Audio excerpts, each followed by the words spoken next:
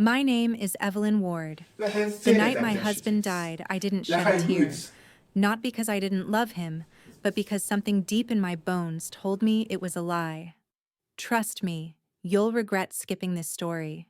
So before you sit back and listen, take a moment to like the video and subscribe to Grace's Truth. Now get in the mood to listen to this story, because it might be the ultimate sweet revenge. It was 11:47 p.m. when the phone rang, the kind of time when a call almost always means bad news. I was lying in bed reading an old architecture magazine when I saw the caller ID Martin Ward, my brother-in-law. We hadn't spoken in months, not since the last family gathering when he'd made some offhand remark about my good fortune marrying into their family. I answered, my voice tight with curiosity. "Evelyn, it's Martin." He paused like he was rehearsing the next line. I I don't know how to say this. "Daniel's gone." Gone. My heart thudded, but the way he said it, so flat, so devoid of the raw edges grief usually leaves on a person's voice, made my mind sharpen. There was an accident. He didn't make it. I sat up. What accident? Where Martin hesitated for a fraction of a second too long. Car crash. Out by the old Mill Creek Road. Look, the details are a mess right now. You shouldn't come down. The police have it under control. That's when the first warning bell went off in my head. Mill Creek Road. That stretch had been closed for months due to flooding damage. No one in their right mind would drive there unless they had a very specific reason. He continued, "We'll handle everything, Evelyn. Just take care of yourself. The funeral will be arranged soon." The line went dead before I could ask more questions. I sat in the dark for a while, phone still in my hand, staring at the shadowy outlines of the room. My husband and I weren't perfect, far from it, but if something had truly happened, I'd have expected chaos, panic, anything but this neat, rehearsed delivery. I barely slept that night. I kept replaying the sound of Martin's voice, how carefully he avoided details. I thought of Daniel, his recent late nights, his vague business trips, the way his eyes would dart away when I asked about certain withdrawals from our joint account. By morning, the family group chat was flooded with condolences, but all from his side of the family. Not one of my friends or contacts had been informed. It was as if they'd contained the news in their own private circle. That wasn't just strange, it was controlled. At 9 a.m., I called the local police station. "I'm trying to get information on a car accident near Mill Creek Road last night. My husband was supposedly involved." The officer's tone shifted. "Supposedly, ma'am? I'm not seeing anything in our records for that location last night. Are you sure you have the right place?" "Yes," I said firmly. "Mill Creek Road." "Around midnight." A pause. "We had no dispatches there. Maybe it's under a different jurisdiction, but it would have come through our logs." By the time I hung up, my stomach was a knot. The official record didn't match the family's story. That could mean only two things: either the accident was being deliberately kept off the books, or it hadn't happened at all. That evening, Martin called again. "The funeral's in 3 days. Closed casket. Closed why?" His voice hardened. "Daniel's body. It's not in a state to be seen. It's better this way." Better for who, I wondered. Him, the rest of the family, or Daniel himself? I hung up without agreeing to anything, my mind already racing through every strange moment in the last year. The late-night calls he'd taken, the garage, the time I'd found a hidden envelope of cash behind a stack of blueprints in his office, his sudden reluctance to talk about our will. And then, almost like fate wanted to fan the flames, a text came in from an old neighbor who'd moved 2 towns over. "Linda. Hey, Evelyn. Weird question, but is Daniel okay? I swear I saw him here yesterday at the gas station." He looked right at me but didn't say a word. I stared at the message, my heart pounding so hard it hurt. If Linda had seen him, then either my husband had an identical twin I didn't know about, or Martin's late-night call was nothing more than an opening act in a much bigger deception. And I was suddenly certain of one thing: if Daniel was alive, he'd buried more than just the truth. The funeral was set for Saturday at a chapel his family had chosen, not the one Daniel and I had attended on holidays, but one in a smaller neighboring town. Martin said it was more private, but to me, it felt like another way to control who showed up and what was seen. When I arrived, I noticed two things immediately. First, the casket was already in place, draped in an arrangement of lilies and white roses. Second, there was no body viewing, not even for immediate family. The entire service would be closed casket start to finish. I took a seat near the front, directly in the line of sight of the casket. The air was heavy with incense and something else, a kind of staged solemnity, like a theater performance that had been rehearsed one too many times. Daniel's parents sat together in the first pew, rigid and cold, their eyes sliding past me as if I were just another guest. Not a widow. Not the woman who had shared her life with their son for nearly 15 years. I leaned forward and whispered to Martin, who sat beside them, "Why can't we see him?" Even for a moment, he didn't look at me. "It's not possible. You'll just have to accept it." His tone was final, but his hand was trembling slightly. I caught it before he shoved it into his pocket. The service was short, a collection of generic prayers and carefully worded eulogies. No specific details about his death were shared, not the date, not the exact location, not even the cause beyond tragic accident. It was as if they were talking about a man who had evaporated, not one whose life had ended violently. Halfway through, I noticed something strange on the casket. Instead of the usual engraved nameplate, there was only a small brass plate that read, "Beloved son and brother." No full name, no birth or death date. That wasn't an oversight, it was deliberate. After the service, people filed out to the small reception area. I lingered, hoping to catch someone off guard. That's when I overheard two of Daniel's cousins in hushed conversation by the coffee table.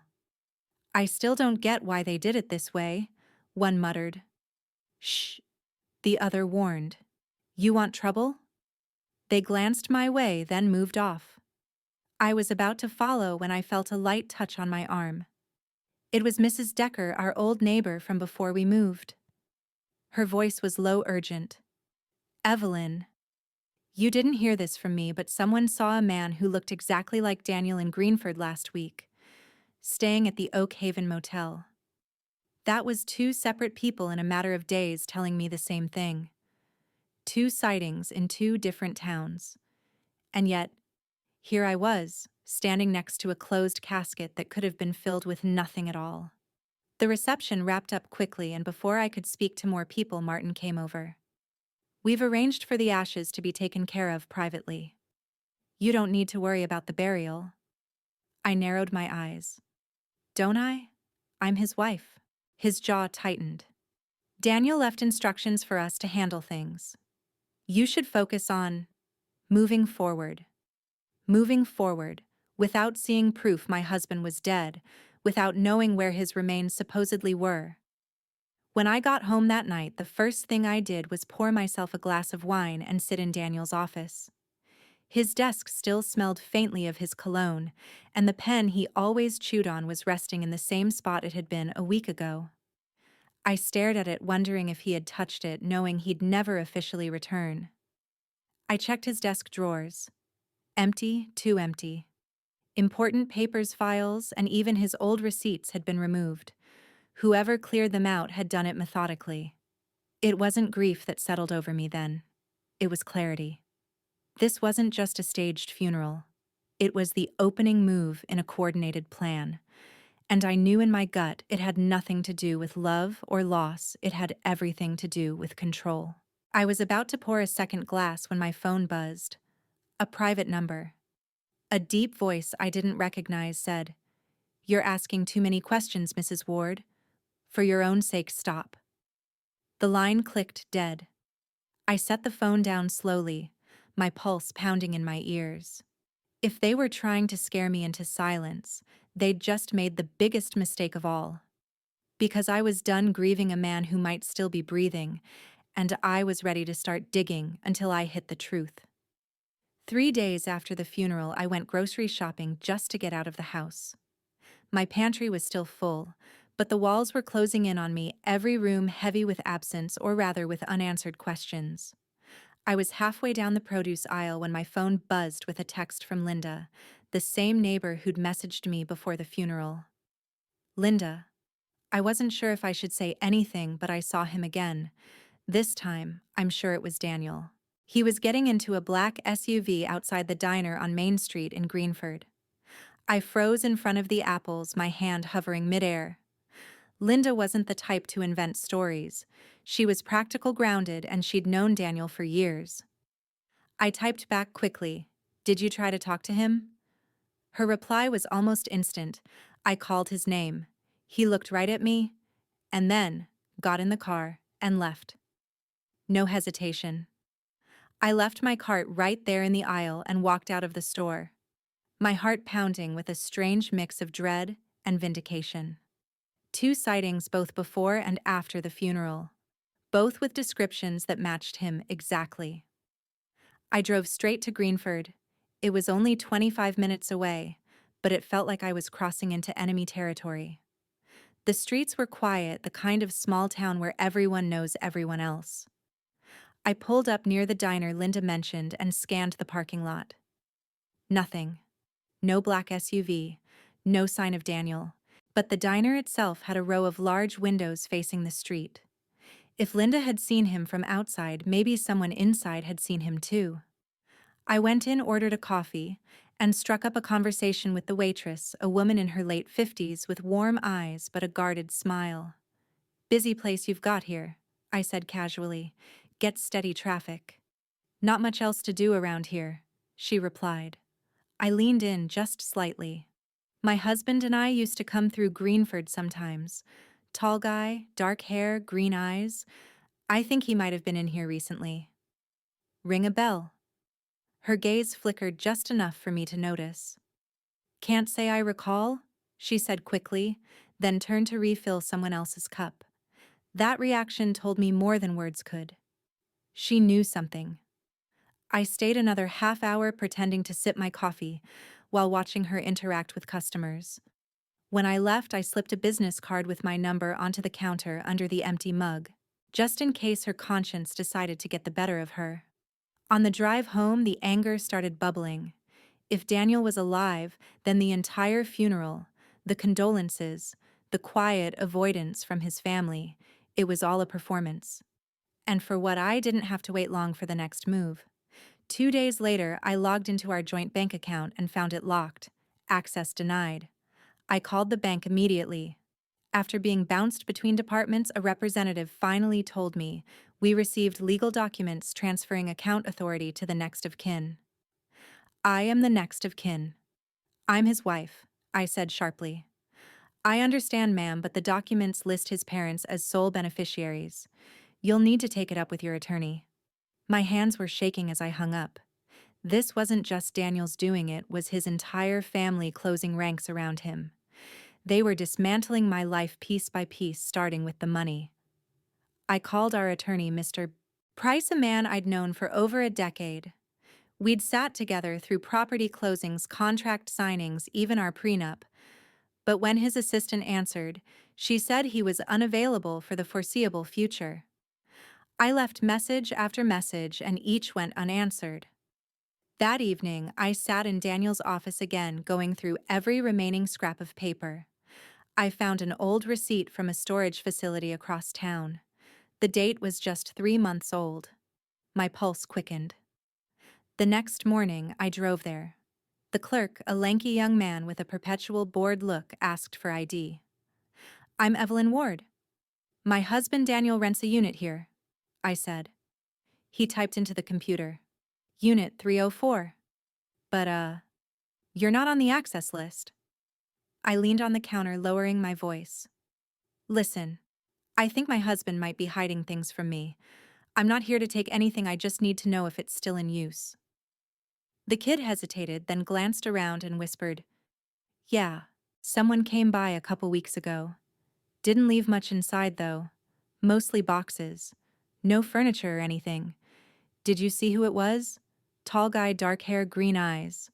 Wore a cap low over his face. That was enough. I knew without a doubt. Daniel was alive and nearby. I left the facility without pushing further because I knew now this wasn't about catching him in a lie. This was about building a case strong enough to take back everything they were trying to strip from me.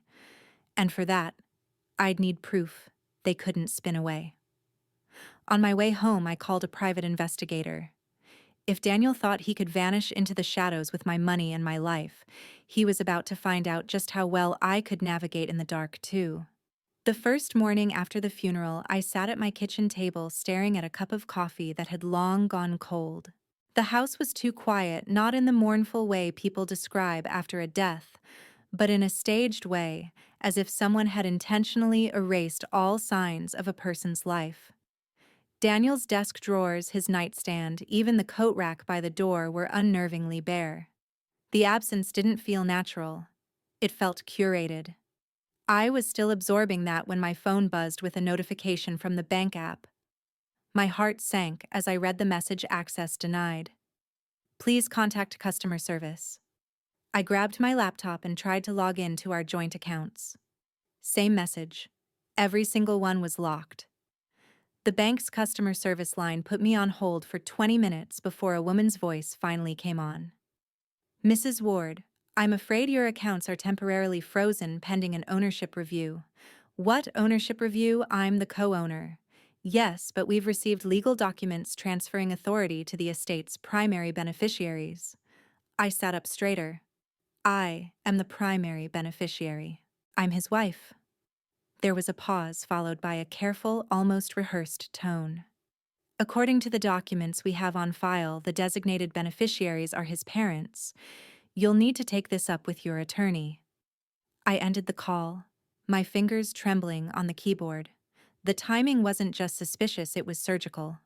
1 week after his so-called death, they had moved in to take the money. When I tried calling our attorney, Mr. Price, I got his assistant instead. He's out of town indefinitely. I can take a message. Indefinitely, Price wasn't the type to disappear without explanation. He'd been our attorney for over a decade. He'd handled everything from our prenup to our property purchases. The sudden unavailability stank of a payoff. By afternoon, my fear turned into a low, simmering fury. That's when I called in help, not a lawyer this time, but a private investigator.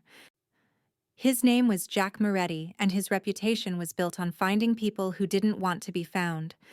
I met him in a dim corner booth of a cafe on the edge of town. He was in his late 40s, sharp-eyed with the kind of posture that said he'd seen enough lies to recognize one from a mile away. I need proof, I told him without preamble. My husband faked his death. His family's helping him. They're freezing my accounts, moving from my house, and probably selling off assets I don't even know about. Jack leaned back, studying me like he was measuring my resolve. If he's alive and hiding, you're talking about staged death fraud. Add the family's involvement and it's a conspiracy. That's a deep pit to step into. You prepared for it to get ugly, I didn't blink. It's already ugly. We agreed on terms. He'd start by tracing financial activity, unusual withdrawals, property transfers, and any aliases Daniel might be using. I gave him every scrap of information I had, old emails, bank records, even a photo of Daniel from the week before his death. 2 mornings later, I woke to the sound of my front door opening. At first, I thought I'd imagined it. Then I heard voices downstairs. I rushed down in my robe to find Daniel's parents in my living room, opening boxes and stacking items near the door. "What the hell do you think you're doing?" My voice was sharper than I intended, but I didn't care. His mother didn't look up. Daniel's belongings. "We're taking them back to the family home. These are my things," I said, stepping in front of a box. His father fixed me with a hard stare. "The house is in Daniel's name. That means everything in it belongs to his estate. You'll be getting an eviction notice soon." My chest tightened, but I forced myself to stay calm. You step 1 foot closer to my property and I'm calling the police." His father smirked, as if he knew the law would side with him, or at least appear to. I pulled out my phone and started recording. "Go ahead. Repeat what you just said." The smirk faded slightly, replaced with a calculated blankness. "We're just collecting family items." They loaded what they could into their car and left without another word. When the door slammed behind them, I stood there in the silence, the phone still recording in my hand. It wasn't enough evidence to take to court yet, but it was a start. That same afternoon, a courier arrived with a thick envelope from a law firm I'd never heard of. Inside were formal letters informing me that as Daniel's widow with no children, I was entitled only to a minimal monthly allowance from the estate, which according to them was now under his parents' management. Minimal allowance from assets I had helped build, from the home I had renovated room by room, from the accounts I had contributed to for 15 years. I drove to Mr. Price's office that evening, hoping to confront him. But when I arrived, the blinds were drawn and a for-lease sign hung in the window. Price was gone, his office abandoned like he'd been plucked off the map. The next day, Jack called. "Found something. There's an account in Vermont under the name David Warner. Activity matches the withdrawals from your joint account right before the freeze. He's also been making regular payments to a short-term rental in Greenford." Greenford, the same town Linda had mentioned. "Can you get eyes on him?" I asked. "Already on it," Jack said. "But you should know I also found a locksmith's invoice for your address, ordered by your father-in-law last week." I didn't need him to spell out what that meant. They were planning to walk into my home again, only next time they wouldn't need to wait for me to open the door. That evening, I had every lock in the house replaced and security cameras installed at every entrance. If they wanted to push, I was ready to push back. But their attacks kept coming. 2 days later, another courier arrived with property transfer documents, deeds signed over to Daniel's parents, dated 2 days before his supposed death. The signatures looked like his, but they were sloppy, rushed almost like he hadn't bothered to disguise the fact that he was still alive when he signed them. I scanned the documents, made copies, and sent them to Jack. If he's alive, and these are dated before his death. "That's fraud, right?" "Oh, it's fraud," Jack said. "But proving it means catching him using his real identity or proving the alias is his. Until then, they can keep pretending you're chasing shadows." That night, I sat at my kitchen table again, staring at the growing pile of evidence. The weight of it should have felt comforting, but instead, it felt like holding a lit match while surrounded by gasoline. One wrong move and the whole thing could blow up. I realized then that their strategy wasn't just to take my assets. It was to grind me down, exhaust me until I stopped fighting. But they'd underestimated one thing: when you back me into a corner, I don't shrink, I sharpen. Around 11 p.m., my phone buzzed with a text from Jack. "He's moving. Black SUV, headed toward the Oak Haven Motel. I'll keep tailing." I set my phone down slowly, my mind already clicking through the possibilities. The Oak Haven Motel had no security worth mentioning, no working cameras, no attentive staff. But it did have one advantage: I knew someone in that town who wasn't afraid to talk. Linda. If she could see him again, if she could describe him in detail and confirm it under oath, that could be the crack in their wall of lies. For the first time since Martin's late-night phone call, I felt something close to control. They thought they were pulling the strings. They had no idea I was already weaving my own web. I didn't sleep much after Jack's text. Every time I closed my eyes, I pictured Daniel slipping through the shadows, ducking into some dingy motel room, maybe even laughing to himself about how easily I'd been erased. By dawn, I was at my kitchen table with a legal pad sketching out a plan.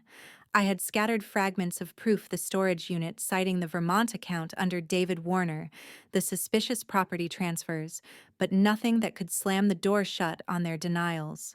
What I needed was undeniable presence, something no one could explain away as coincidence or mistaken identity. The lawyer's betrayal kept gnawing at me, Price wasn't just absent, he had vanished. That kind of disappearance didn't happen without help. If he was in on it, then he was a critical part of the machinery they'd built to strip me clean. Jack called mid-morning. Got eyes on your husband last night. He went into the Oak Haven motel, stayed about 20 minutes, came out with a man I didn't recognize. Same SUV. No attempt at disguise beyond a baseball cap. That last part made me pause. He's getting sloppy, or cocky, Jack said. Either way, it's an opening. You want me to follow him today? Yes, and I want to know where Price is. If he's part of this, we need to flush him out. Jack chuckled dryly. I've already been sniffing around. There's a rumor he took on a consulting job out of state. Vermont of all places. The same state as the David Warner account. My pulse spiked. Then Price isn't just helping Daniel. He's probably helping manage the fake identity. That afternoon, I drove to the courthouse to request copies of every property transfer and will amendment filed in Daniel's name over the last 6 months. The clerk looked at me with a mix of sympathy and discomfort as she slid the stack across the counter. Lot of activity for a man who supposedly died suddenly, she said under her breath. Yeah, I murmured, meeting her eyes. You could say that. Back home, I combed through the papers. The patterns leapt out immediately: gradual transfers to his parents and cousin, timed around large withdrawals from our joint accounts. And every document had Price's signature as witness or legal counsel. By evening, I had a thick folder of evidence that didn't just hint at collusion, it screamed it. But without Daniel's face caught in the present day, I knew his family would claim it was all part of preparations or emergency planning before his death. That's when Linda called. I saw him again, she whispered. Same diner, same SUV. He was talking to some guy in a suit. They didn't look happy. My heart pounded. Can you describe the suit guy? Mid-50s, balding, kind of soft-looking. Oh, and he had a leather briefcase with gold initials. PP. I nearly dropped the phone. Linda, that's Price. You just saw Daniel with our lawyer. There was a silence. What do you want me to do? Nothing yet. But if you see him again, I need you to take a photo, even if it's from across the street. The next morning, I met Jack in person to lay it all out. Price is the key. He's meeting with Daniel in public. If we can catch that, it's game over for their story. Jack's eyes narrowed in approval. We'll set up a stakeout at the diner. 2 cameras, different angles. If Price shows, we get everything. We didn't have to wait long. That afternoon, Jack called from the stakeout car. They're here. Both of them. Your husband's not even trying to hide his face. I raced to the location, staying far enough away not to spook them. Through the diner's glass front, I saw Daniel alive, leaning over a booth table with that same self-assured smirk I'd seen 100 times. Price sat across from him, shuffling papers between them. It was surreal, like watching 2 actors in a play, except this was my life. They were dismantling on that table. Jack's camera clicked steadily. We've got him, he murmured. They finished their meeting and left separately, Daniel in the SUV, Price in a silver sedan. Jack tailed Price while I stayed back, memorizing every detail of Daniel's appearance. The navy jacket I'd bought him last Christmas, the watch from our 10th anniversary, the casual swagger of a man who thought he'd gotten away with murder metaphorically, if not literally. That night, Jack emailed me the photos. They were clear, irrefutable: Daniel's face in full view sitting with Price. No grainy shadows, no hat pulled low, just a man very much alive, conducting business. I stared at them until my vision blurred. Relief and rage tangled together in my chest. Here it was, the proof I'd been chasing since the night of Martin's call. But I didn't send it to the police. Not yet. Going straight to law enforcement without locking down the rest of my assets would risk them claiming I was acting out of spite, or that the photos were old. I needed to use this strategically to freeze their movements before they froze mine entirely. The next day, I had Jack dig deeper into the Vermont account. If we can prove Daniel's signature matches the withdrawals, we've got financial fraud tied directly to his fake death, I told him. Meanwhile, I made an unannounced visit to Daniel's parents. I walked right into their living room uninvited and laid a manila envelope on the coffee table. Inside were printed copies of the diner photos. His mother's face went pale. His father's jaw clenched. "You've been lying to me since the second Martin called." I said, my voice steady. "Daniel's alive. Price is helping him. And I have more than enough to take to the police, but I haven't yet." His father's eyes narrowed. "What do you want?" I leaned forward. "For starters, you stop touching my accounts. Every property transfer you filed gets reversed. And if I see either of you on my property again, those photos go straight to the police and every news outlet that'll listen." They didn't agree right there, but I saw it in their eyes, the first flicker of fear. When I left, I called Jack. "We've got them rattled. Now let's see how much further we can push before they try something desperate." Because if there was one thing I knew for certain, it was that desperate people make mistakes, and I was counting on it. Jack was right. Desperate people do stupid things. The morning after my visit to Daniel's parents, I woke to a strange quiet in the neighborhood. It wasn't until I went out to get the paper that I noticed the black SUV parked 2 houses down. The windows were tinted, but I didn't need a clear view to know whose it was. I stood on the porch staring right at it. After a long beat, the engine started and it rolled away without so much as a glance back. That was fine. If Daniel wanted to skulk around, I'd let him see I wasn't scared. Fear was exactly what they wanted, and I wasn't giving it to them. Later that day, Jack called with news that made my pulse spike. "Evelyn, we hit something big. There's a storage unit in Daniel's real name and one in David Warner. Both rented under the same address you two used before the move. And you're not going to believe what's inside." I met him at the facility. The air inside the cinderblock building was thick with dust and the faint smell of oil. Jack led me to the first unit where a padlock hung loosely on the latch, not even locked.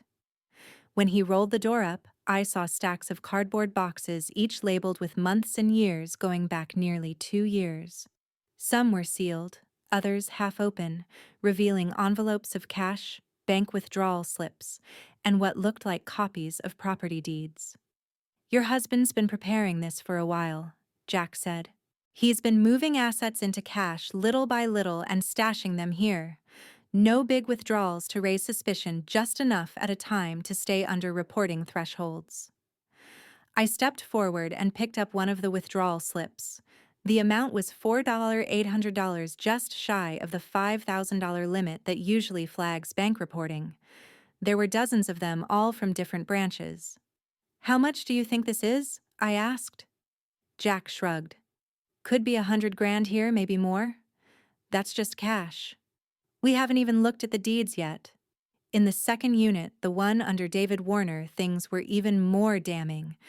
Among more boxes of cash and documents, there were luxury items, an expensive watch still in its case, designer clothes with tags attached, and even a brand new laptop. All of it purchased after his supposed death, according to the receipts. My stomach churned. So he's not just hiding, he's living comfortably while I'm supposed to be grieving. And planning for a long-term disappearance, Jack added. "This isn't a guy on the run. This is a guy setting up a second life." I took photos of everything: cash piles, documents, the laptop's serial number. Jack, meticulous as ever, wore gloves and handled items carefully, knowing we might need them as evidence later. As we locked the units back up, Jack said, "You've got 2 plays now. Take this to law enforcement and risk them moving faster than you can secure your assets. Or hold it. Keep building and hit them all at once when they can't wriggle out." I knew my answer immediately. We keep building. They think they're in control. I want them blindsided. That night, I sat in my kitchen staring at the photos and something clicked. The withdrawal slips had dates that lined up almost perfectly with Daniel's so-called business trips over the last year. Each time he'd been gone, he'd been emptying accounts, moving funds, and filling those storage units. It wasn't sloppy. It was methodical. And that meant someone had been advising him, almost certainly, Price, maybe even a financial contact in his family. I decided it was time to dig into price directly. The next morning, I paid a visit to the downtown post office. Using nothing more than charm and persistence, I managed to confirm that Price had a private mailbox under a shell business name, the same name that appeared on several of the property transfer documents. From there, it was a short leap to the truth. The mailbox was forwarding to an address in Vermont just a few miles from the bank that held the David Warner account. When I told Jack, he grinned. That's the missing link. We tie that address to Daniel's activity. We've got an unbroken chain from your joint accounts to his new identity. But there was still the matter of the house. I wasn't just going to let them take it from me while I played the long game. I filed an emergency motion through a new attorney, someone with no ties to Daniel's family, to block any transfer of the property until the estate was legally settled. That move must have rattled them because 2 nights later, I caught someone on my security cameras trying to open the back door. They didn't get in, the new locks held, but when I zoomed in on the footage, I recognized the build and gait instantly. It was Martin. I sent the clip to Jack, who said, "They're testing your defenses. Next time, they won't come at night. They'll try something public to make you look unstable." Sure enough, the next morning, a police officer showed up at my door with a welfare check. Someone had called in claiming I'd been acting erratically, possibly a danger to myself. I smiled politely at the officer and invited him in for coffee. I walked him through the neat stacks of evidence on my dining table, showed him the security footage, and even played him the recording of Martin threatening eviction. By the time he left, I could tell he knew the call had been malicious. That backfired beautifully. Now I had not only financial and photographic proof, but also a documented instance of harassment. The next step was to tighten the noose. Jack suggested setting a trap. We create a fake opportunity that Daniel can't resist, something that requires him to show up in person. The greedier the bait, the better. I thought about it all night, and by morning I had the answer: a fake buyer for one of the properties Daniel had transferred to his parents. A buyer willing to pay over market, but only if Daniel himself signed off. We'd make the offer through a third party, someone his family didn't recognize as connected to me. If they bit, Daniel would walk right into the open thinking he was making a clean, profitable deal. As Jack started laying the groundwork, I realized how far I'd come from that night Martin called with the news. Back then, I'd been blindsided, caught between shock and suspicion. Now I was in control of the board, every move deliberate, every piece of evidence building toward the moment they could no longer deny the truth.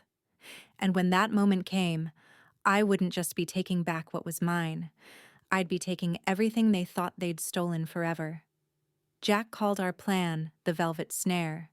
The fake buyer had a name, a backstory, proof of funds, and a reason to be impatient: a developer eager to assemble 3 adjacent parcels for a boutique senior living project. He would overpay for one parcel, conveniently the one Daniel had shuffled into his parents' hands, if and only if the original owner appeared to confirm there were no encumbrances. Greed does the work of gravity. You just have to step out of the way and watch. While Jack lined up the shell email, the cutout phone number, and a real escrow agent willing to play things to the letter, no corners cut, nothing that could read as entrapment, I focused on tightening my own perimeter.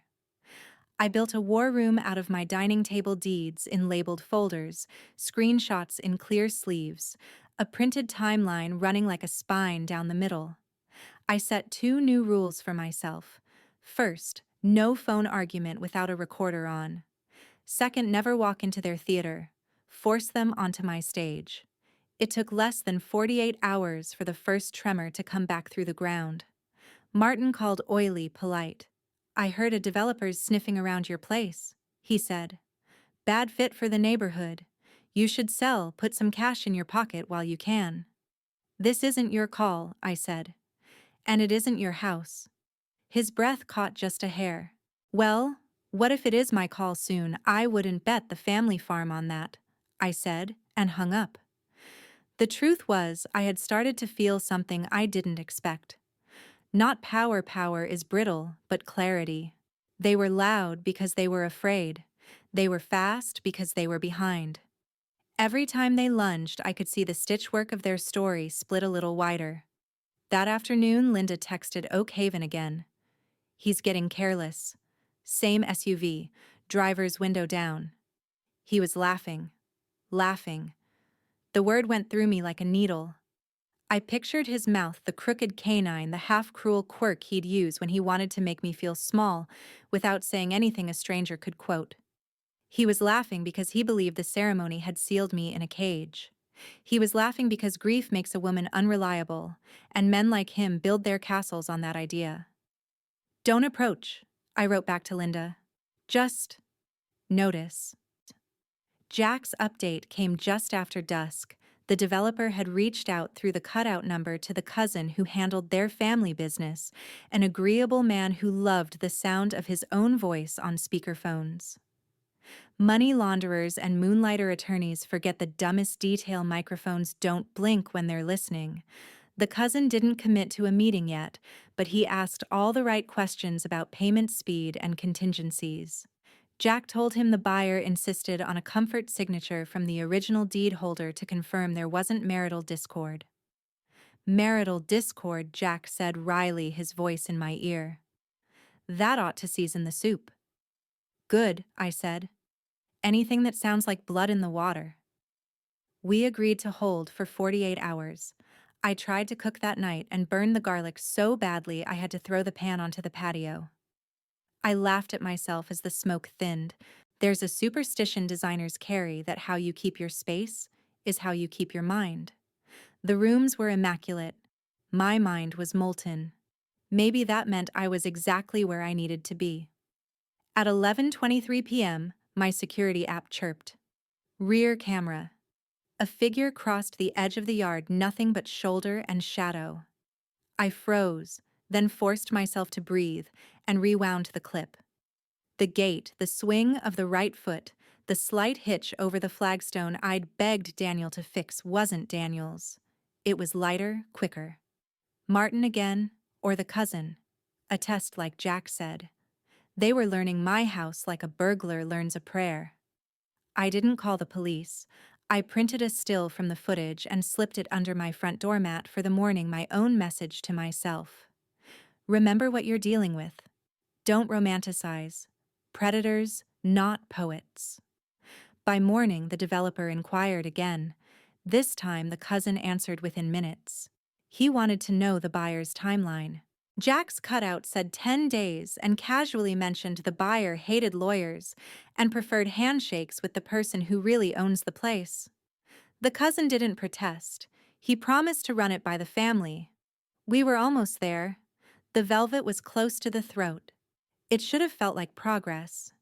Instead, sometime after lunch, the day shifted like a room where the temperature drops for no reason. I was on a client call walking a retired teacher through options for her tiny breakfast nook when I had the sudden irrational conviction that someone was looking at me. Not the camera. Me. I turned. Nothing in the window but my houseplants and the wider world. The sensation didn't pass. It amplified an itch beneath the skin. I made a polite excuse and ended the call. And then the phone rang. Unknown number. Mrs. Ward. The voice was deep, controlled, with the vowel polish of a man who'd learned to pass for respectable. This is Officer Keating. We've had reports that you've been making threats against your late husband's family. The theater again. I kept my voice level. Officer, before you say anything else, please know this call is being recorded. 2 days ago, a false welfare check was called on me. Last night, someone trespassed in my yard. Would you like the footage? Pause. The timbre changed. Ms. Ward, One moment. Another voice came on, quieter, older. This is Sergeant Barnes. We have no Officer Keating assigned here. If someone called you claiming to be, you should assume it's harassment. The line crackled. Do you want to file a report? I do, I said, and gave him everything times clip IDs Martin's previous threat. When I hung up, the heat in my chest wasn't anger. It was the fierce steadiness of being believed by someone who didn't have to. I forwarded the case number to Jack. Paper trail, I typed. Nails for their coffin. Late afternoon, the PI's car slid into a shadow across from the Oak Haven. I parked 2 blocks away and walked the long way around, my cardigan pulled tight despite the heat. I didn't plan to go inside. I just wanted to see the exterior, the lines of approach, the ways a man leaves a place when he has to leave too fast. I was standing at the curb across from the diner, same glass front, same chrome trim that always felt both cheerful and a little sad, when the door opened and a man stepped into the frame. Tall, navy jacket. The watch I'd bought him 10 years ago glinting like a joke that never stopped. He didn't see me at first. He was too busy laughing at something behind him. It wasn't a big laugh. It was the private hiss of delight he kept for humiliations no one else would recognize as such. Then his eyes slid to the street and he saw me. The world didn't slow down the way they tell you in stories. It sharpened.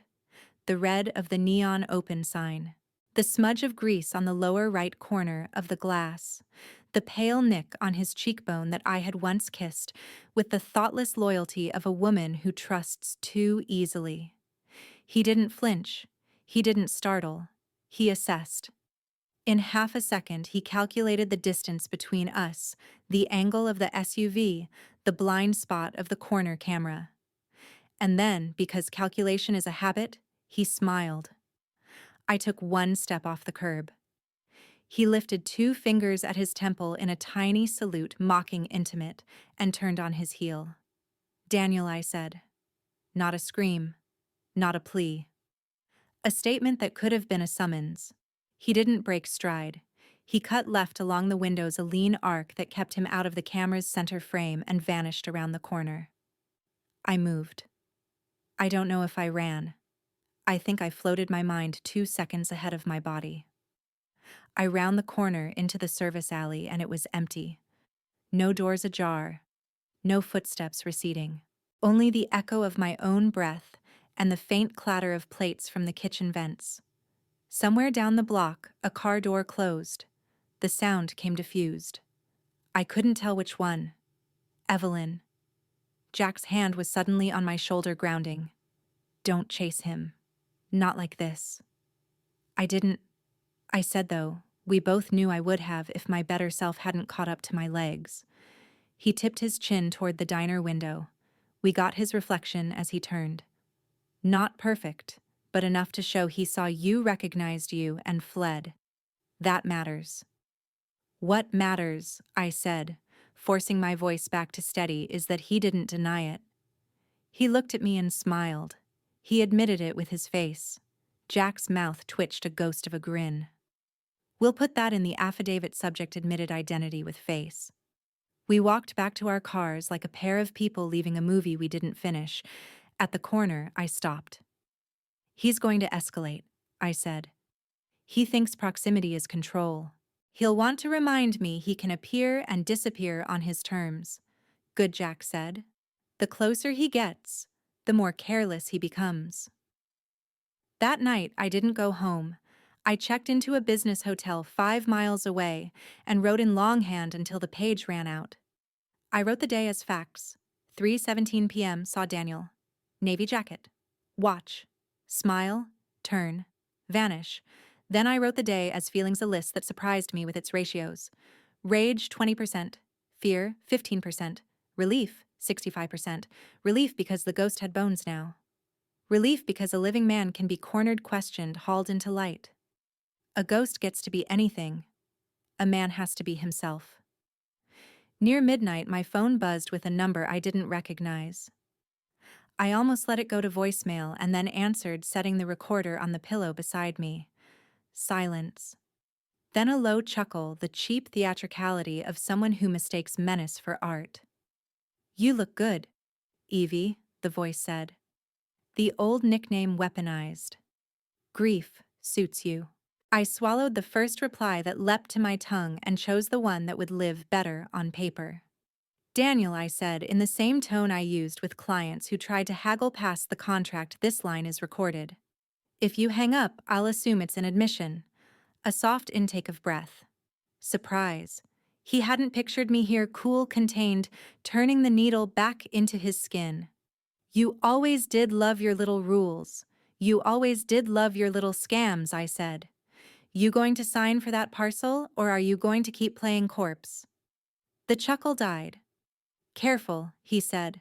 Not shouted, not hissed, advised. You're not the only one who can set traps. I know, I said. You're just not as good at them as you think. The line clicked. I stared at the ceiling until the room unblurred. Then I forwarded the audio to Jack. He called, I wrote. Voice is clean. He acknowledged seeing me used my name. Metadate attached. Minutes later, his reply. Perfect. We're close. The next morning, the cousin bit. A family representative would meet the developer in 3 days at a neutral location, a private room at a riverside steakhouse 1 town over. The representative, the cousin said, would bring the original owner for a handshake and a memo of understanding. They wanted to avoid lawyers until after the handshake. Of course they did. Paper makes liars sweat. 3 days. 72 hours to make sure the room was wired, the angles were covered, the exit choices funneled into the lens like cattle toward a squeeze gate. I walked through the rest of that day with my hands steady and my heart like a drumline in my ribs. I watered my plants. I paid my quarterly taxes. I texted Linda a thank you that ended with a heart she would understand. I baked banana bread and burned it again. I laughed, and this time the sound didn't scare me. Late afternoon, a white envelope lay on my welcome mat with no stamp, no return address. Inside, wrapped in tissue, was Daniel's wedding ring. For a second, the room tilted. I had watched him slip it off dozens of times to fix a faucet, to paint a wall, to wash a pan, but he'd always put it back on like the end of a sentence. I held the ring up to the kitchen light. There was a new scratch across the inside of the band, as if it had been dragged along concrete. A message or a mistake. You're a widow, or I can put it back on whenever I want. I set it beside the stack of deeds. One more artifact of a man who believed things were his because he could reach them as long as his hands were faster than my eyes. 3 days, I whispered to the empty house. Come hungry. Those 3 days stretched and compressed in odd ways, hours vanishing in a blink. When I was working with Jack, minutes crawling like syrup when I was alone in the house. The white envelope with Daniel's ring sat on my dining table right beside the evidence folders. I didn't touch it again, but every time I passed by, I caught myself glancing at that thin band of gold as if it might twitch or roll on its own. Jack worked like a man winding a watch, deliberate, precise, every moving part tested before the big moment. The steakhouse manager was old-school helpful when Jack approached him under the guise of arranging a discreet real estate meeting. A private room in the back, just off the river-facing deck, was reserved for our client. We'd have full control over seating placement and timing. The manager didn't ask questions when Jack requested a service closet be left unlocked. 2 micro cameras would be hidden there, angled toward the table where Daniel and the cousin were expected to sit. A third would be positioned above the exit door, catching every face that left. The audio was trickier. A directional mic planted in the flower arrangement at the center of the table, another embedded in a leather portfolio forgotten on an adjacent chair. By the second night, everything was in place. All that was left was to make sure I was nowhere near the meeting. Visibility kills the setup, Jack said over the phone. If he sees you before he signs anything, he'll bolt. I can handle watching from a distance, I replied. I need to be sure. You'll be sure. But you have to let the rope tighten without yanking it yourself. Easier said than done. On the morning of the meeting, I woke before my alarm, restless, every muscle buzzing. I dressed in jeans and a plain sweater, nothing that screamed confrontation, and drove to a coffee shop across the street from the steakhouse. I positioned myself at a window table where I could see the front entrance reflected in the glass of a building opposite. At 11:42 a.m., the black SUV rolled up. Daniel stepped out first, crisp in a charcoal blazer, his hair neatly combed, no baseball cap this time. He scanned the street, a reflex more than paranoia, and then smiled toward the passenger side. The cousin emerged slightly heavier than I remembered, in a tan jacket and carrying a manila folder. They went inside without hesitation. My hands clenched around my coffee cup. I couldn't hear what was being said, but in my mind I could see Daniel's mannerisms, the way he leaned forward when he wanted to charm someone, the lazy way he'd flip through papers as if they were beneath his notice. Jack texted me at 11:55. He's in. Talking. Camera 1 has full face. Cousin doing most of the chatter. 5 minutes later, he's acknowledging he's the original owner. Signed a preliminary agreement. Audio clean. Signed. The word hit me like a rush of oxygen after being underwater. The moment his pen touched that paper, the narrative of his death began to unravel. At 12:10, the meeting ended.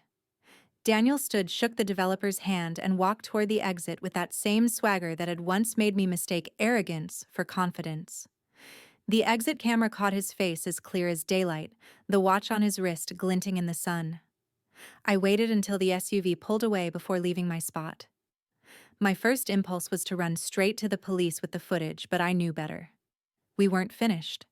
There were still accounts in his name and in David Warner's that needed freezing. If I moved too early, he could drain them in hours. That afternoon, Jack and I met in my kitchen to review the footage. It was better than I'd hoped, Daniel introducing himself by full name, confirming property ownership, and signing a dated document.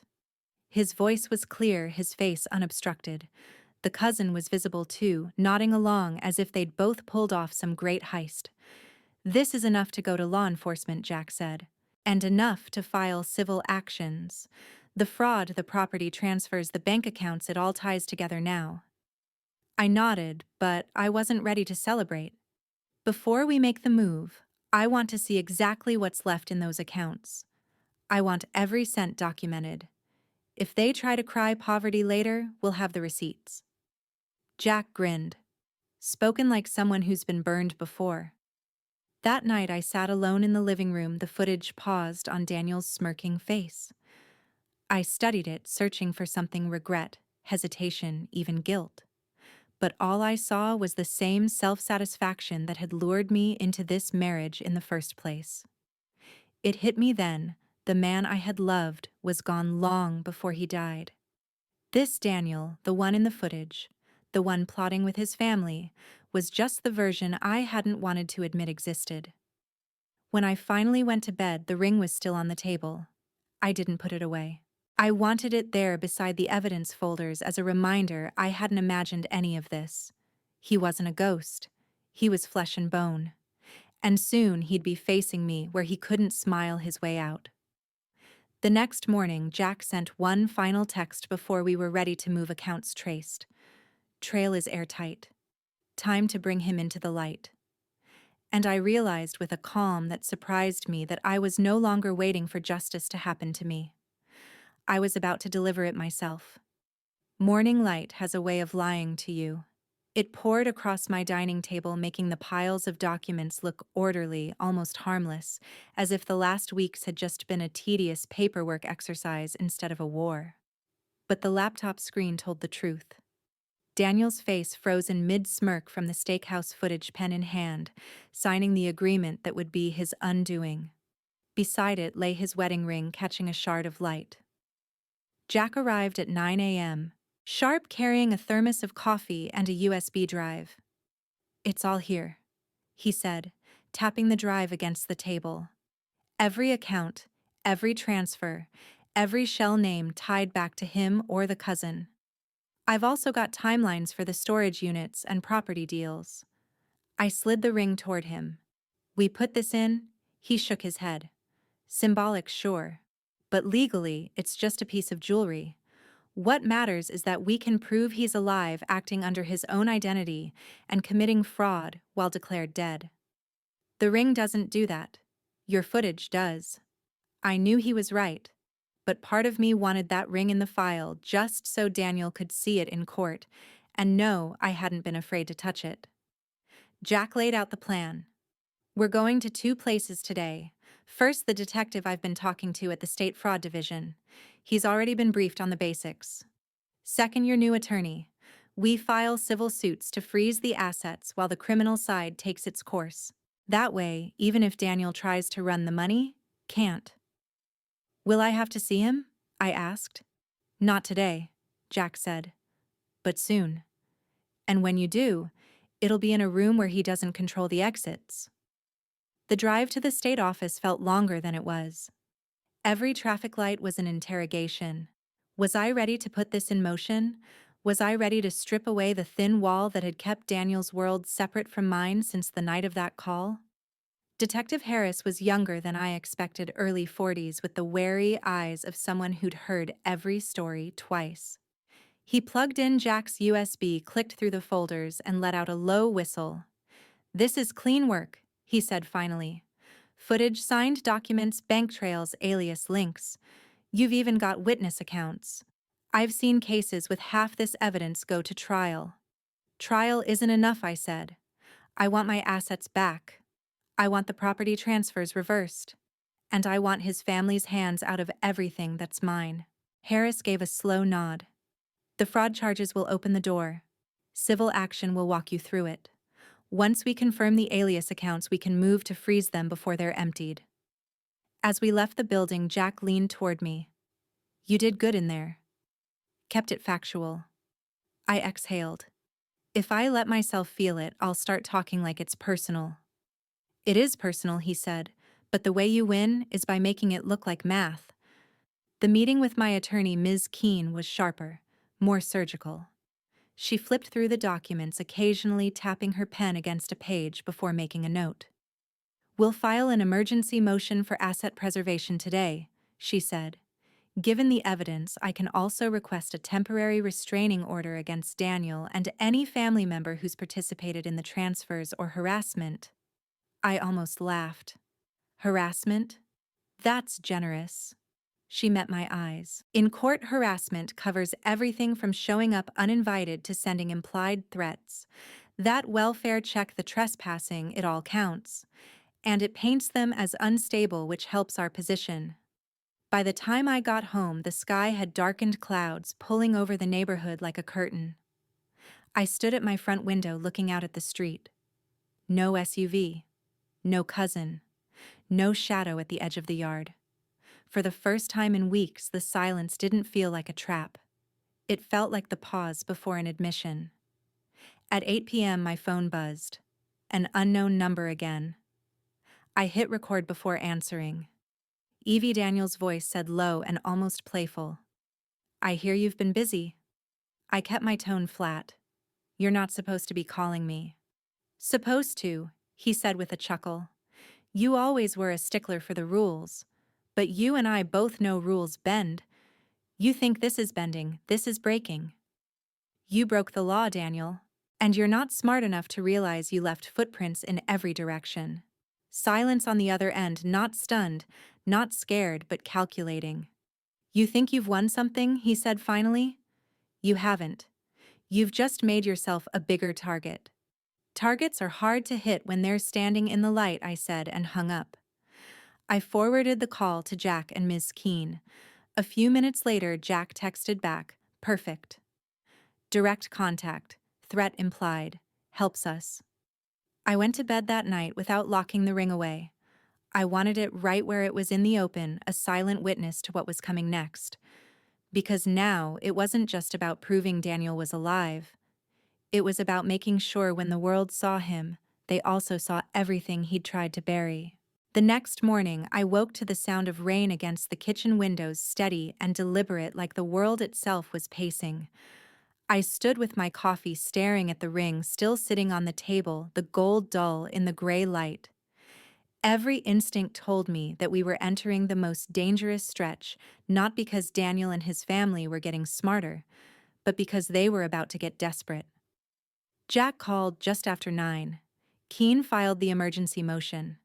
Judge granted a temporary freeze on all accounts tied to Daniel Ward or the alias David Warner. Property transfers are on hold pending review. That means they can't sell, borrow against, or gift anything until the hearing. I let out a breath I hadn't realized I was holding. So they're trapped. They're cornered, Jack corrected. And cornered people either lash out or turn on each other. My bet both. He wasn't wrong. By noon, I got my first taste of the fracture. An email popped into my inbox from an address I didn't recognize, quarduniomail.com. The subject line: "They're blaming me." I clicked it open. It was from Caroline Ward Daniels' younger sister, the one who had always played neutral at family gatherings, the one who had once quietly told me to keep some money in your own name, just in case. Evelyn. I didn't know about the fake death. I swear I didn't. I thought he was gone. I thought the transfers were part of the will. But now they're saying it's all my fault that I told you too much. They're planning something. I don't know what exactly, but Martin mentioned you'd be too tied up to cause trouble soon. Please be careful. I can't be seen talking to you, but I had to warn you. See, I read it twice, then sent it to Jack. His reply came within seconds. This is the crack. Keep her talking. See what else she knows. I wrote back carefully, keeping my tone measured. Caroline, if you want to protect yourself, help me get proof. You know where the bodies are buried figuratively and literally. While I waited for a reply, I drove to Keene's office to prepare for the hearing. She was already in motion drafting subpoenas for the steakhouse footage, the storage unit rental agreements, and every bank record Jack had traced. They'll try to paint you as vindictive, Keene said. They'll say you're making this up to punish a grieving family. That's why the visuals are so important. When a jury sees him on camera smiling, signing documents, the grieving family angle evaporates. And what about Caroline's email, I asked. That's gold, she said. Voluntary admission from a family member that there's a conspiracy. If we can get her to confirm it under oath, it's even better. When I got home, the reply from Caroline was waiting. I can't meet in person. But I can tell you, this Daniel isn't living in Vermont full-time. He's been in a rental house 2 towns over under the cousin's name. Only comes to Vermont to meet Price or move money. If you follow him, there be careful. He's not alone. I forwarded that to Jack, who called within minutes. 2 towns over. That's spitting distance. If he's comfortable staying that close, he's gotten reckless. That night, Jack parked near the rental house Caroline had described. An hour later, he sent me a photo, Daniel stepping out onto the porch barefoot, holding a beer, laughing with the cousin. In the background, through the open door, I could see a pile of moving boxes. My moving boxes, the same set I'd packed years ago when Daniel and I bought our home. The sight made my hands go cold. He hadn't just taken my money. He'd taken pieces of my life, my things, and was living among them like trophies. Jack's text came through. We let him stay comfortable one more day. Tomorrow, we bring the hammer down. The hammer was a coordinated move between Keene and Harris from the fraud division. Harris would confront Daniel in person with the evidence, forcing him to either deny his identity and risk immediate arrest when the IDs and fingerprints didn't match, or admit he was alive, which would unravel the estate case instantly. Keene would file an immediate motion in civil court to seize control of the frozen assets before he had a chance to challenge the order. That night, sleep came in shallow pockets. Every creak of the house pulled me awake, heart pounding. At 3 a.m., I got up, poured a glass of water, and stood by the window.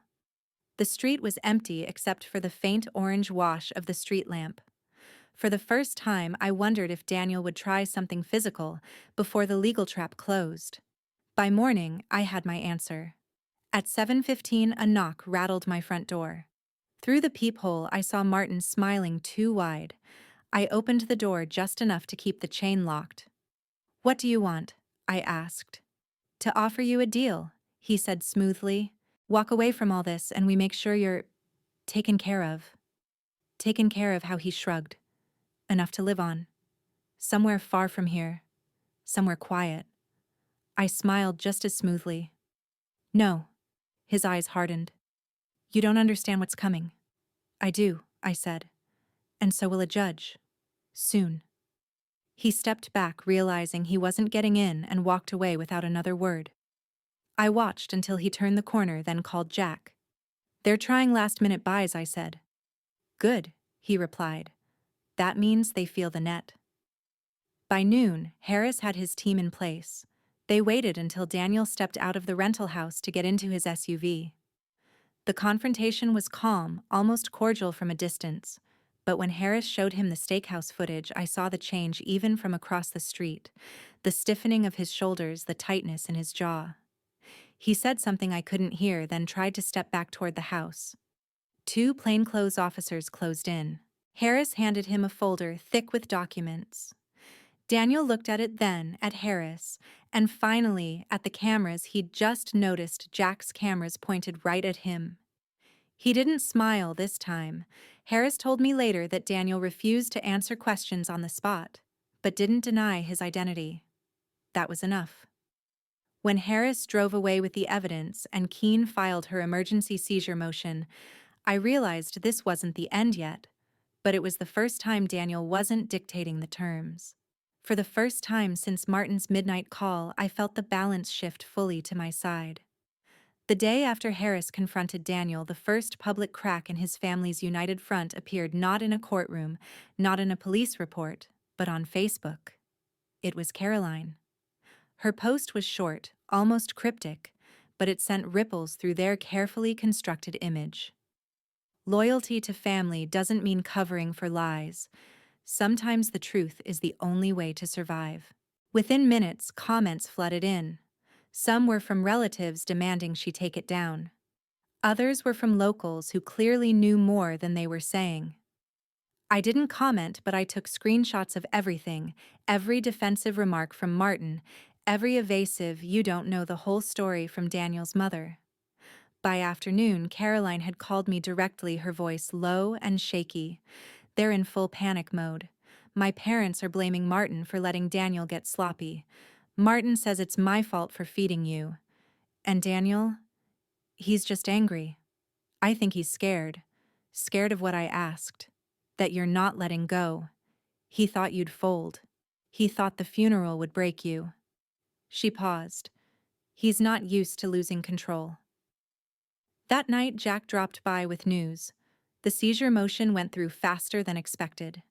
As of 3 p.m., Daniel's personal accounts, the Vermont alias account, and the cousin's holding account are all frozen. They can't touch the money without a judge's order, and that won't happen. I sat back, the weight of that sinking in. So for the first time, he's the one without access to funds. Exactly, Jack said. Which means the family's patience will run out quick. Watch, they'll turn on him next. Money's the only glue holding them together. The prediction came true faster than either of us thought. The next morning, I got a call from an unfamiliar number. It was Daniel's father. "We should talk," he said stiffly. "About what?" "About ending this before it destroys the whole family. Daniel made mistakes, but you're not blameless. We can reach an arrangement." I almost laughed. "Your son faked his death and emptied our accounts. Tell me exactly how I'm to blame." "You pushed him," he said, his voice tightening. "You always pushed." "And now he's falling," I said. "I won't be there to catch him." When I hung up, I realized what that call really was. Not an olive branch, but a test. They wanted to know if I was still open to side deals, if I was losing my nerve. And my refusal would only make them more volatile. Keene called later with a grin in her voice. "The hearing's set for next week. They've been served with notice to appear." I imagine that dinner table's a war zone right now. That night, I scrolled through the screenshots again, focusing on Caroline's post. I didn't need her to testify yet, but I could already see how powerful it would be if she did. A family member admitting there was a lie would shatter the "we're all grieving" act they'd rehearsed so well. The next morning, Caroline messaged me. "I'm ready to tell the truth. Just tell me when." I stared at the words, feeling something I hadn't allowed myself in weeks. The faintest spark of relief. Because now I wasn't the only voice pulling the truth into the light. Jack had been right. Once the money was gone, loyalty was just a word, and Daniel's fortress was starting to collapse from the inside. The courthouse smelled faintly of old paper and rain, a mix that always made me think of endings, though today it felt more like the beginning of something Daniel couldn't reverse. I arrived early dressed in a simple navy suit, hair tied back. No theatrics. Keene had been clear. We're here to show you're measured reasonable and credible. Let them be the ones who look desperate. Jack was already in the hallway leaning casually against the wall, a manila folder tucked under his arm.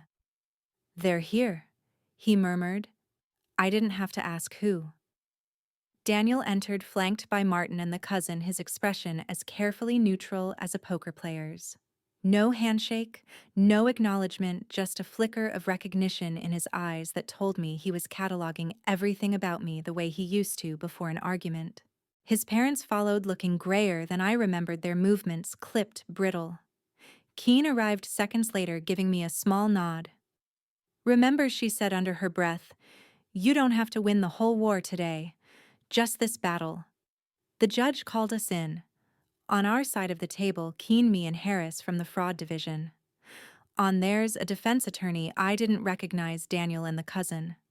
Martin sat in the gallery, arms crossed, glaring at me like I'd personally stolen something from him. Keene opened with the footage. The steakhouse video played on the court's monitor, Daniel alive, smiling, introducing himself by full name, signing the agreement. The room felt smaller as everyone watched, the sound of his voice crisp and undeniable. "Mr. Ward," the judge said, turning toward him, "is that you, in this recording?" Daniel's attorney stood. "Your Honor, my client declines to answer on the grounds that there is an ongoing criminal investigation." That wasn't the question, the judge cut in her voice. "Cool. It's a simple yes or no as to identity." Silence. Daniel stared straight ahead, jaw tight, then leaned toward his attorney. The man whispered something, and finally Daniel said, "Yes, that's me." A small, sharp satisfaction ran through me, not joy, not gloating, just the clean click of a lock turning in the right direction. Keene moved to the financials. She presented the account records Jack had traced, showing transfers from our joint accounts into the Vermont alias account, then into the cousins'. These transfers occurred after Mr. Ward was declared deceased. She said each word deliberate. The estate has since attempted to liquidate assets that were jointly owned without my client's consent. The defense tried to argue that these were pre-death arrangements and emergency planning, but Harris's testimony dismantled that in minutes. The timestamps alone, transactions dated weeks after the supposed death, made their story crumble. Then came the property transfers. Keene laid out the deeds signed over to his parents and cousin, some just days before the funeral, some after. She handed the judge Caroline's written statement, not yet an affidavit, but enough to show there was internal dissent in the family's version of events. The judge looked up, her gaze moving from me to Daniel. "Given the evidence presented, I am granting the emergency motion to preserve all assets pending resolution of the fraud investigation. Mr. Ward, you are prohibited from transferring, selling, or otherwise disposing of any property or funds in question. Violation will be considered contempt of court." Daniel's attorney started to object, but she cut him off. "Save it for trial." When the gavel came down, the air shifted. His parents exchanged a quick, sharp look. The cousin avoided Daniel's eyes entirely. Martin was already on his phone, jaw working. Outside in the hallway, Keene exhaled. "That's as good as we could have hoped for today." Jack gave me a thin smile. He said it. On the record. No walking that back. As we left the courthouse, I didn't look back at Daniel. I didn't need to. For the first time, he was the one following my steps. The news of the hearing spread faster than I expected. By the time I got home that afternoon, my phone was buzzing with messages from people I hadn't spoken to in years. Neighbors, old friends, even one of Daniel's former business associates. Everyone wanted to know the same thing. Is it true? He's alive. I ignored most of them, but one message caught my eye. It was from Caroline. "They're furious. Martin's blaming the cousin for not covering Daniel better. Dad's saying they should have cut him loose months ago. Mom's just crying. You've split them right down the middle." I could almost hear the tension through the words. The wards had always moved like a single unit even when they hated each other. If they were starting to fracture in private, it wouldn't be long before those cracks showed in public. Jack dropped by that evening carrying takeout and wearing that look he gets when the game is about to turn. "You should know," he said between bites of lo mein, "the cousin's been making quiet calls, asking mutual contacts what kind of deal the DA might offer if someone cooperated early." Meaning I said he's thinking about flipping. Jack nodded. "And if he does, he'll drag the rest of them with him. He doesn't have the spine to take the fall alone." I leaned back in my chair feeling the smallest flicker of satisfaction. That would be poetic. Daniel set this whole thing up thinking loyalty would protect him. Turns out loyalty has a price tag. 2 days later, that price tag started showing. Caroline called again, her voice low. They had a screaming match this morning. Martin accused Daniel of dragging the family into ruin.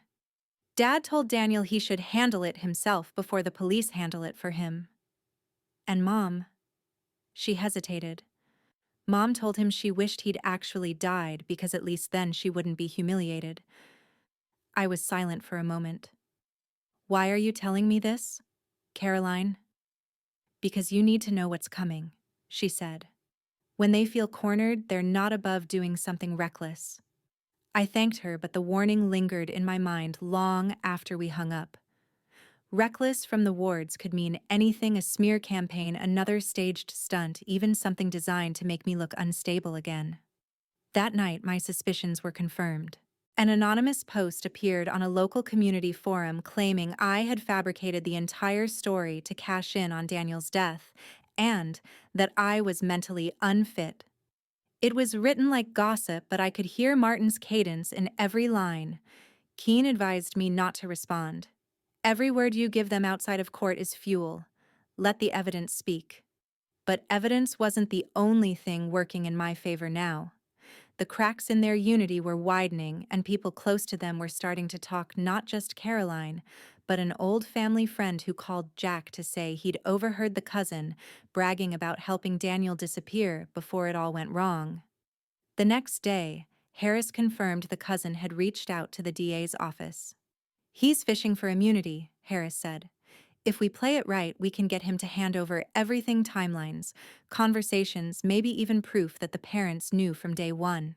That was the moment I realized the wards weren't just losing control, they were eating each other alive. And for the first time, I didn't feel like I was fighting a fortress. I felt like I was standing back, watching it collapse under its own weight. Jack once told me that sometimes you don't need to kick a wall down, you just need to tap the right brick and let gravity do the rest. After the cousin's quiet approach to the DA, I knew which brick to tap. Keene had already filed motions that kept most of the case sealed, but certain details were public record of the hearing outcome: the fact that Daniel had admitted on the stand he was alive, and the freeze, on all accounts. I didn't have to embellish anything. I just had to make sure those details reached the right ears. I called an old client, Sandra, who worked part-time at the local paper and had a knack for weaving court filings into stories people actually read. "Check the docket from Tuesday," I told her. "Look at the Ward case. It's all public. No comment from me, just the facts." Sandra didn't need more than that. By the next morning, the headline was up on the paper's website: "Local man found alive after reported death estate under investigation." The article stuck to what was in the record, but the comment section did the real damage. People speculated about insurance fraud, about staged funerals, about where the money had gone. Someone posted a photo from the steakhouse video, a grainy still of Daniel signing the agreement, and tagged half the family on social media. By noon, Caroline called, barely able to keep her voice steady. "They're going nuclear in here." Martin's screaming that the leak came from me. Dad's threatening to cut the cousin off completely. And Daniel? He's not talking.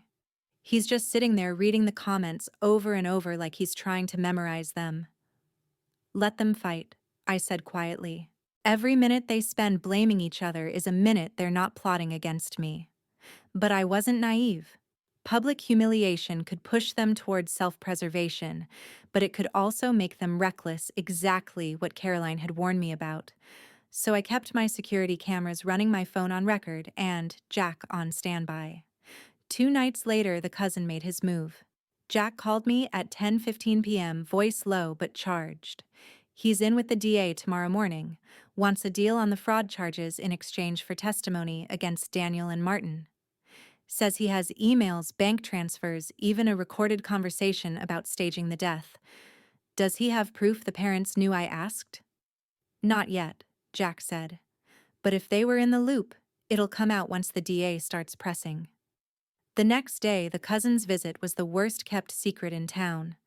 Someone at the DA's office leaked that he'd been seen carrying a thick file folder. The speculation online exploded again, this time with locals guessing which ward would be the first to turn. By evening, Caroline texted me one line: "They're finished." Martin had apparently accused the cousin of fabricating evidence to save himself. Daniel's father told Martin to shut up before you bury us all. And Daniel's mother, the same woman who'd barely spoken to me since the funeral, had told them all that she wouldn't go to jail for this. They weren't just fractured now. They were rubble. I didn't celebrate, though. I knew the trial was still ahead, and trials have a way of breathing life into the most desperate lies. But as I sat at my kitchen table that night, the rain tapping against the windows, I realized something important. For the first time, I wasn't the one reacting. I was the one setting the tempo. The trial never made it to the grand cinematic showdown Daniel probably imagined for himself. In the end, his own family dismantled him before a jury could. The cousin's testimony was devastating. He laid out the entire timeline from the first whispers of Daniel's plan to start fresh to the staged call about the car accident to the months of siphoning cash and moving property into the family's names. He even handed over an audio file where Martin and Daniel discussed keeping Evelyn tied up in court until she's broke or gives up. When the recording played in the courtroom, I didn't look at Daniel. I looked at the judge. And I saw her expression shift from procedural neutrality to something colder, sharper, the look of someone who understood she was listening to a calculated cruelty, not an accident. The parents tried to distance themselves, claiming they'd been misled by their son. But Caroline's affidavit corroborating their knowledge of the scheme shredded that claim in seconds. By the end of the third day, Daniel's attorney requested a recess. The next morning, he returned with an offer Daniel would agree to full restitution of all assets and uncontested divorce, and a guilty plea on the fraud charges in exchange for a reduced sentence. I didn't hesitate. I told Keene to accept with one condition: the restitution agreement had to include every cent in the alias accounts, the Vermont property, and the cash from the storage units. No wiggle room, no misplaced amounts. Daniel signed. His hand didn't shake, but his eyes gave him away that flicker of something that wasn't quite remorse, wasn't quite defeat. It was the realization that the game was over and I'd finished it on my terms. The sentencing came a month later. The judge was direct. You staged your own death to defraud your wife, your community, and this court. You exploited the trust of those closest to you. This is not merely a financial crime, it is a profound betrayal. Daniel was sentenced to 8 years, eligible for parole after 5. Martin faced lesser charges but was fined heavily. The cousin got probation in exchange for his cooperation. His parents were never charged, though they left the courthouse that day under a cloud they'll never shake. When the restitution cleared, I moved fast. I sold the house not because I couldn't stand the memories, but because I didn't want to live in a place Daniel had once considered his territory. I bought a smaller home with sunlight in every room and a view of the hills. I kept my business, expanding it quietly, no fanfare. Caroline and I still talk sometimes. She's rebuilding too, though her scars are different. She told me once, "You didn't just survive them, Evelyn. You exposed them." That's more than anyone in this family has ever done. Some nights I still think about the envelope with the wedding ring. I kept it not out of sentiment, but as a reminder. It sits in a locked drawer with the court transcripts and the steakhouse footage. Proof that ghosts are only powerful if you let them stay ghosts. I don't tell this story because I enjoy it. I tell it because there's a myth people like Daniel depend on the myth that betrayal destroys the betrayed. But sometimes it does the opposite. Sometimes it strips away everything that kept you quiet and leaves you sharper, steadier, unwilling to ever shrink again. If you've been listening this far, you already know the truth. Justice doesn't arrive like a gift. You build it yourself piece by piece until it's too solid for anyone to take apart. And if someone tries to fake their own death to steal your life out from under you, make sure the only thing that ends for them is their illusion of control. So tell me, what would you have done in my place?